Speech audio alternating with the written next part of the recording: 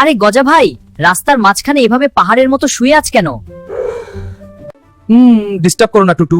আমি এখন স্বপ্ন দেখছি যে আমি একটা কলার বাগানে রাজা হয়েছি। যাও, অন্য পথে ঘুরে যাও।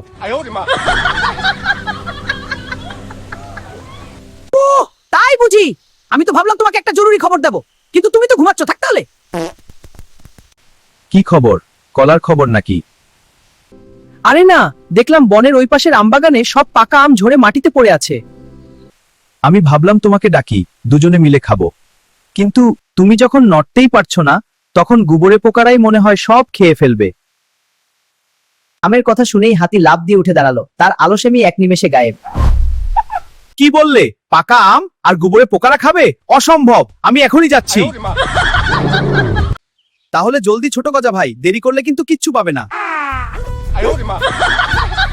খরগোশ আরাম করে পরিষ্কার রাস্তা দিয়ে হেঁটে যাচ্ছে। হাতি আমবাগানে গিয়ে দেখলো সেখানে কোনো আম নেই। টুটু, ওখানে তো কোনো আম নেই। তুমি আমাকে মিথ্যে বললে কেন? আমি মিথ্যে বলিনি গজা ভাই, আমি শুধু তোমার আলসেমি তাড়াতে একটা বুদ্ধি করেছি।